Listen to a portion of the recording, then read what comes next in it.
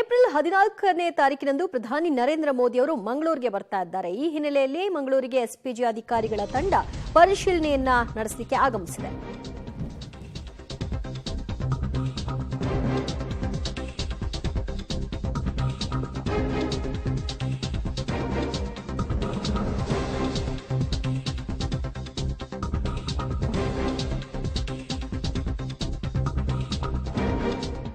April 14ರಂದು ಮಂಗಳೂರಿನಲ್ಲಿ ಬೃಹತ್ road ಶೋವನ್ನ Modi ಅವರು ಹಮ್ಮಿಕೊಂಡಿದ್ದಾರೆ. ಮಂಗಳೂರಿಗೆ ಈಗಾಗಲೇ ಎಸ್ಪಿಜಿ ಅಧಿಕಾರಿಗಳು ಭೇಟಿ ನೀಡಿ ಪರಿಶೀಲನೆಯನ್ನ ನಡೆಸಿದ್ದಾರೆ.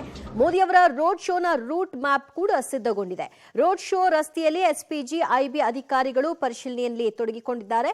ಲೇಡಿ ಹಿಲ್ ನಲ್ಲಿರುವಂತಹ ನಾರಾಯಣಗುರು ವೃತ್ತದಿಂದ ರೋಡ್ ಶೋ ಆರಂಭವಾಗುತ್ತೆ. ಹಂಪನಕಟ್ಟೆ ವೃತ್ತದವರೆಗೂ ಪರಿಶೀಲನೆಯನ್ನ ಈಗಾಗಲೇ ಅಧಿಕಾರಿಗಳು ನಡೆಸಿದ್ದಾರೆ.